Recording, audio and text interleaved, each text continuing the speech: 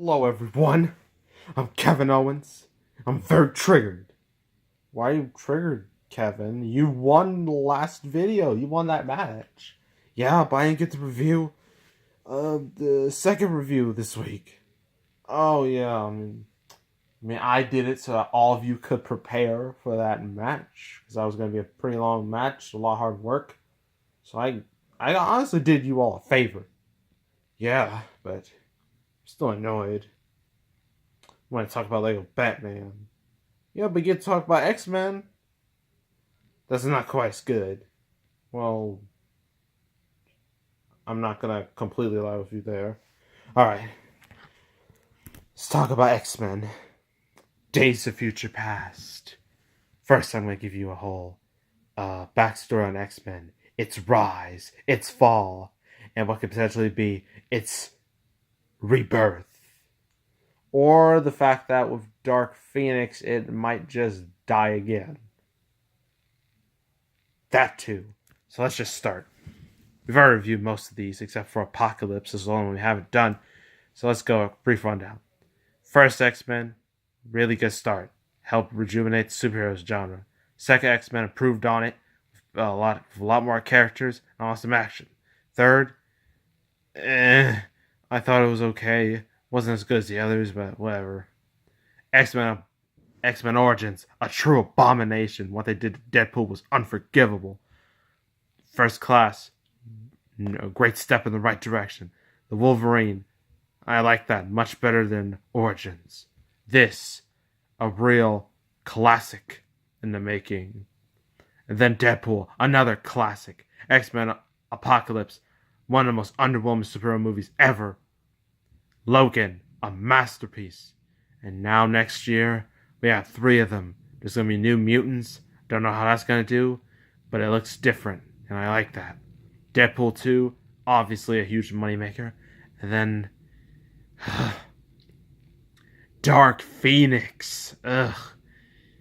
I don't even know what to say. I think it's gonna fail and kill the whole franchise. Yeah, I kind of think that too. Yeah, but anywho, we're talking about Days of Future Past. Technically, this is a combination sequel. The combination sequel of X3 and First Class. So you got the old cast and the new cast, which is pretty lit. Massive cast. You got Hugh Jackman with his sad he's gone on with Wolverine, the greatest Wolverine there'll ever be. Shame. Quicksilver, the goat of the movie, the best part of the movie. Got Magneto, old Magneto, young Magneto, young Professor X, old. What? Ugh. Ignore what I just said. Old Professor X, young Professor X. You got Beast. Ugh. I hate Mystique in these movies. She's so tacked on. Ugh. I hate Jennifer Lawrence in that role. So yeah, the prequel, original. It's pretty lit. Let's read this, shall we? X-Men unites an all-star cast including Hugh Jackman, James McAvoy, Michael Fassbender, Jennifer Lawrence, Halle Berry, okay, Ellen Page is all right.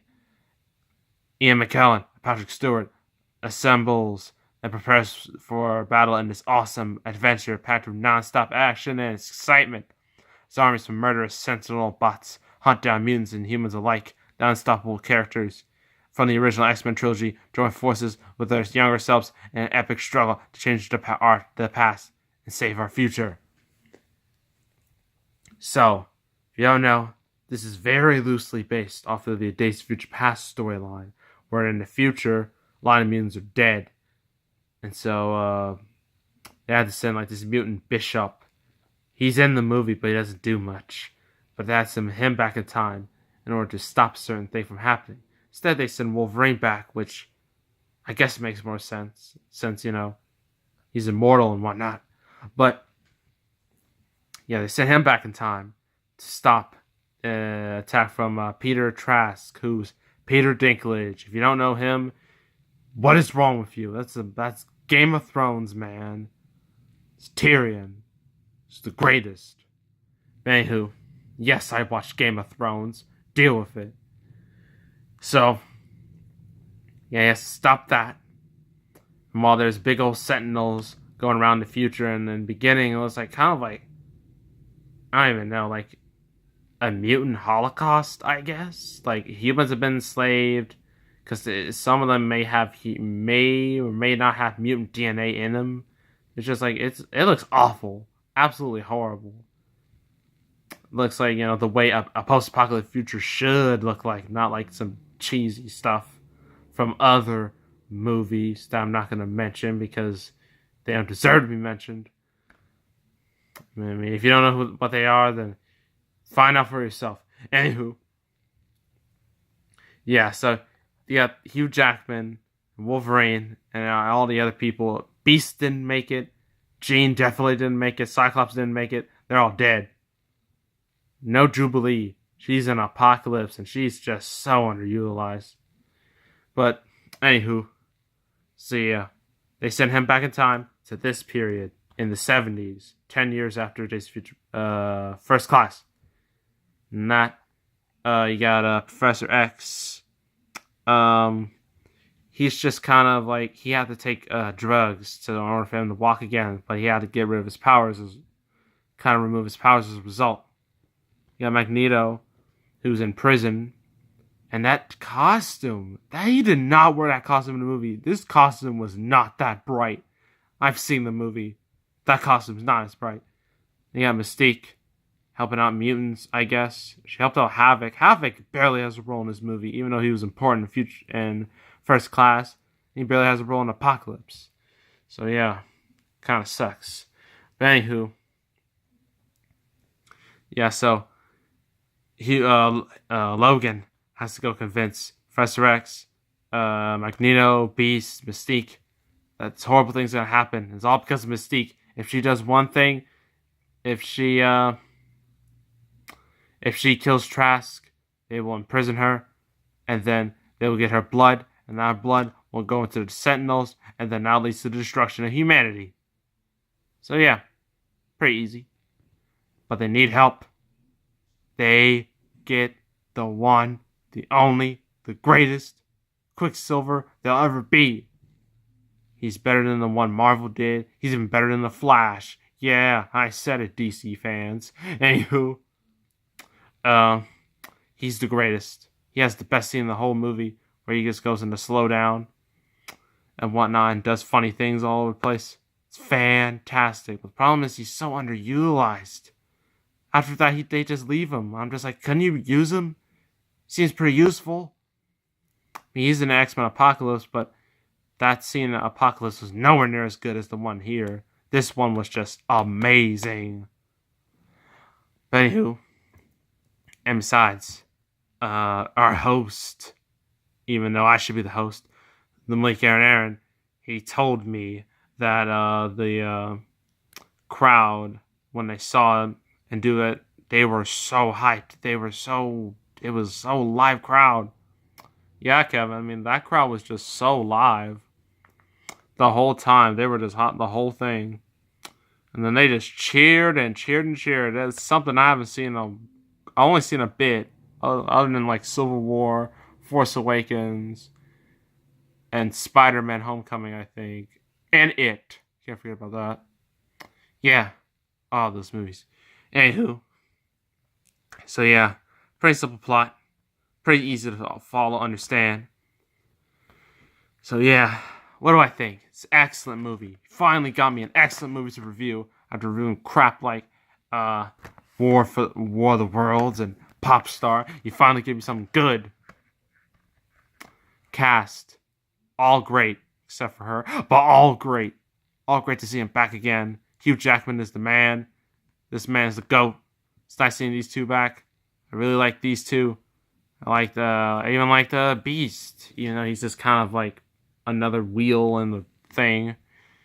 Mystique, I mean, she does cool things, but I just don't like Jennifer Lawrence in that role. She's not good in my opinion. Like, Rebecca Romijn, the original, was so much better. Jennifer Lawrence feels like she has a constant, I don't want to be here. I'd rather be in Hunger Games and shoot bows and arrows than a type of expression. Action, great. Great looking movie, great looking action. Music's good. CGI is good. The ending is so satisfying. Spoiler alert if you haven't seen this movie. If you haven't, what are you doing with your life? So yeah, if you expect they fix the past and in the future, everybody's back. The school's back. You see Beast and Jean and Cyclops. It's just so happy. It's just such a good feeling to see these characters back again. So good. But then there's also William Stryker, who looks nothing like the one. Still doesn't look anything like the one X2. He looks more like the one Origins than X2, which I find very weird. But anywho, they find Wolverine's body because the whole big finale happened, and Magneto, he dropped a football field on the White House. How awesome is that? And then, he takes Wolverine, puts metal in his body, somewhat similar to what he did in the comics. And he throws him to a river. And then they find his body. And then that leads to the events of Apocalypse.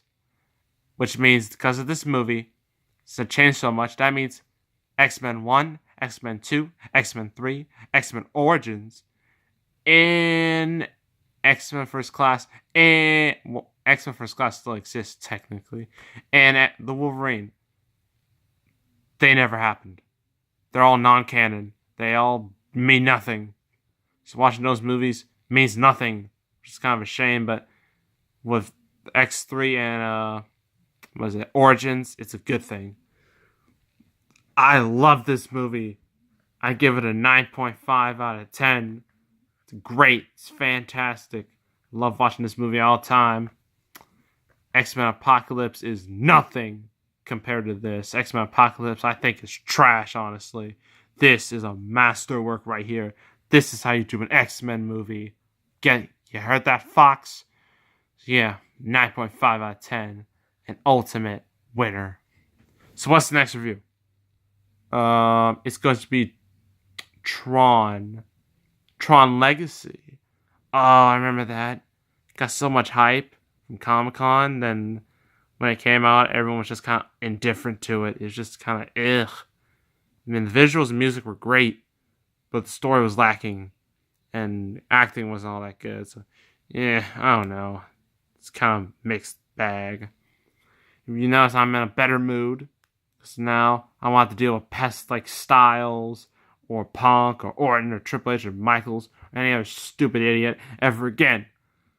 So make sure to subscribe, like this video, leave a comment. I'll see you next time. And I, the Kevin Owens, am out.